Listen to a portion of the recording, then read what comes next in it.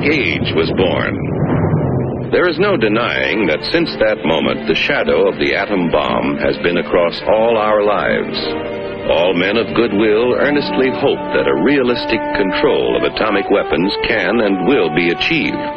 Meanwhile, good sense requires that all of us prepare for any eventuality.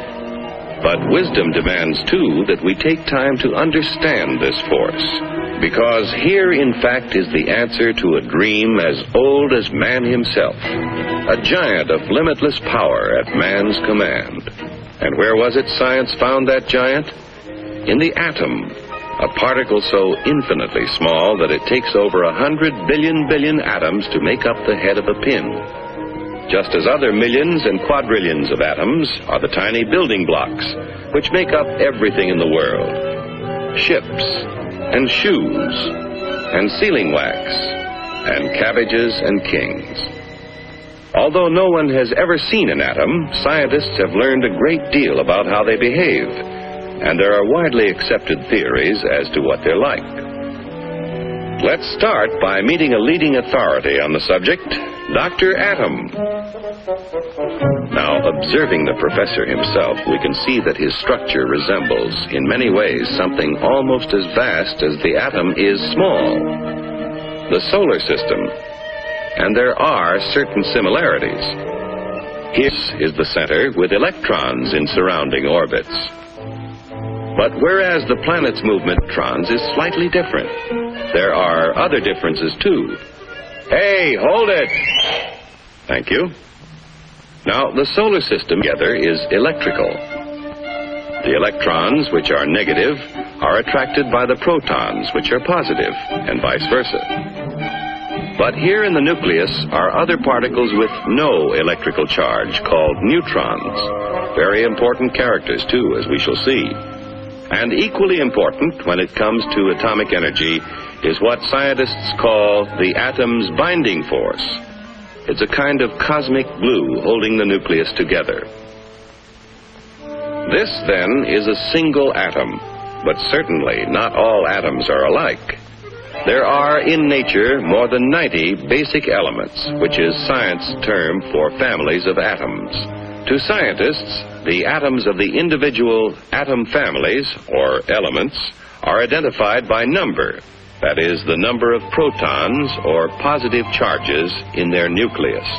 And they vary all the way from hydrogen, which has just 1 proton, to oxygen with 8 protons, to gold, he's rich with 79, finally on to the heaviest of all natural elements, uranium with 92 protons. Now, within each element, or family of atoms, there can be different members, each one having the same number of protons, but differing in the number of neutrons. The total of an atom's protons and neutrons is its atomic weight. Thus, in natural uranium, we have U-234, U-235, and U-238. These different members of the same element or atom family, science calls isotopes. Some elements, tin for instance, have a great many isotopes. Others, like aluminum, are lone wolves with just 1. Now, most atoms of most elements are content with their lot in life. We speak of them as being stable, but others are busy day and night, being what science calls radioactive. Like radium, throwing off powerful rays along with some of its neutrons and protons, until it actually alters its own nuclear structure and changes to another family, and then to another, until it does become stable at last. This spontaneous changing of elements is called natural transmutation. Its discovery gave men of science an idea. If an atom could change itself, why couldn't man change an atom? Using as bullets the very particles which radium threw off, a noted British scientist bombarded nitrogen and converted it to oxygen. In terms of individual atoms, this is what happened. The radium nucleus threw off an alpha particle consisting of 2 protons and 2 neutrons. One of the protons was absorbed into the nitrogen nucleus, turning it to oxygen. This was artificial transmutation, man changing the elements. From that first experiment, others by the thousands followed as scientists devised ever more powerful particle accelerators, commonly called atom smashers, to transmute more and more kinds of atoms. All scientifically important, but hardly world-shaking. Then, in 1939, some scientists were experimenting with transmutation of uranium. What would happen, they wondered, if they fired a neutron at a uranium nucleus, already the heaviest in nature? Why not try? So they tried. And the result? Nuclear fission. Instead of a minor change, the atom split in 2. Truly a discovery to change the world. For what had happened when the uranium atom split was a kind of double miracle of science. Half of the miracle concerned that binding force we spoke of before, that kind of cosmic glue which holds the atom's nucleus together. We still don't know all about that binding force yet, but we do know it is equivalent to mass. Therefore, we may speak of it as having a kind of weight of its own. Now, the 2 atoms into which a uranium atom splits also have binding force.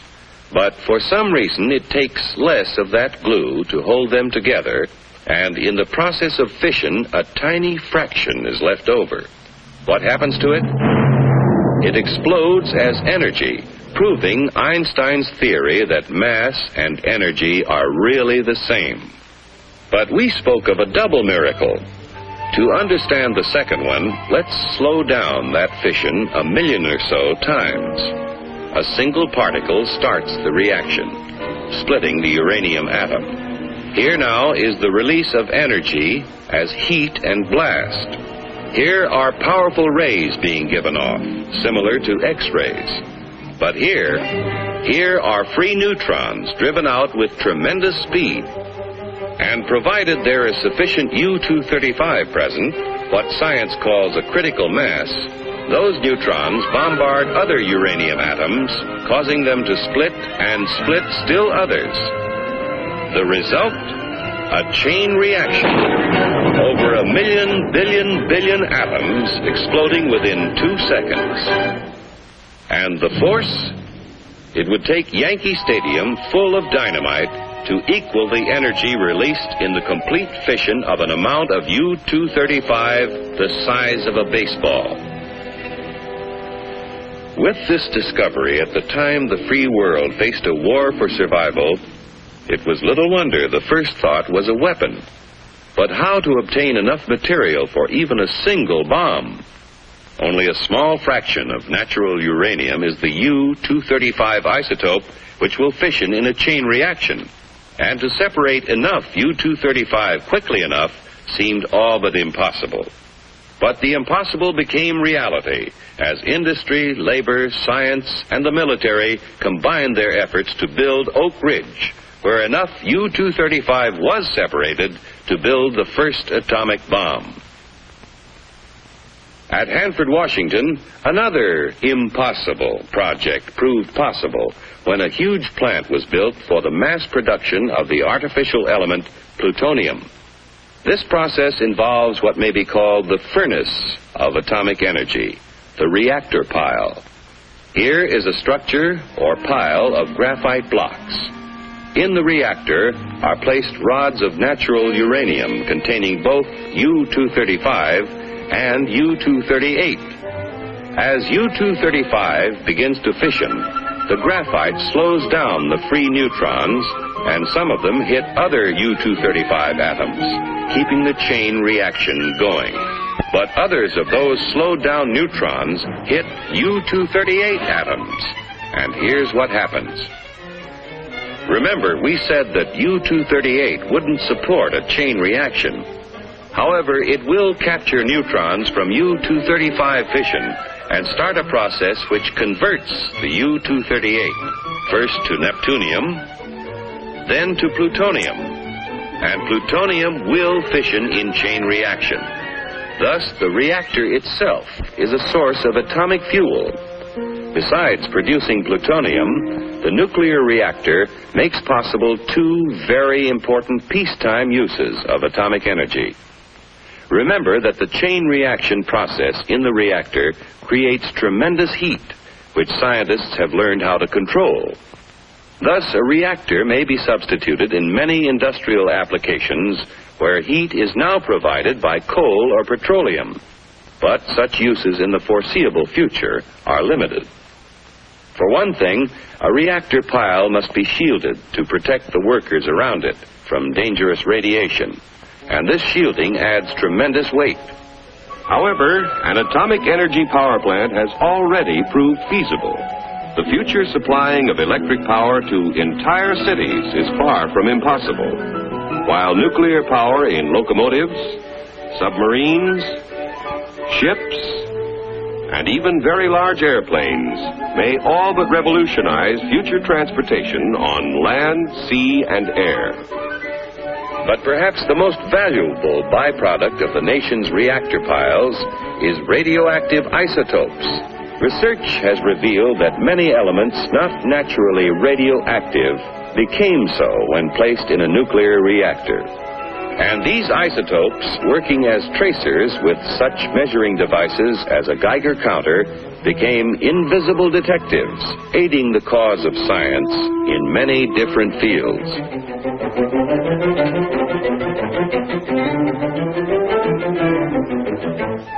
In agriculture, isotopes are now used to test such things as the effect of fertilizers on plant growth and the proper timing for their use, helping to assure bigger and better yields from tomorrow's farms. In industry, isotopes have found literally hundreds of new uses, such as the automatic thickness control of sheet aluminum, saving hundreds of man-hours of labor and assuring accuracy never before possible. In the fields of medicine and biochemistry, isotopes are performing near miracles of diagnosis and discovery. With radioactive sodium, doctors are solving more of the seeming mysteries of heart disease and circulatory disturbances.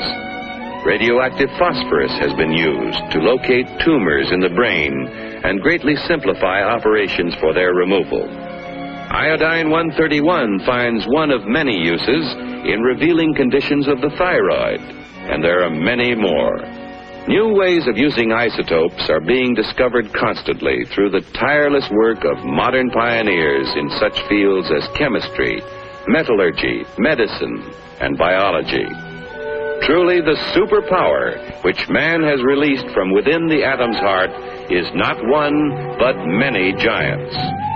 One is the warrior, the destroyer.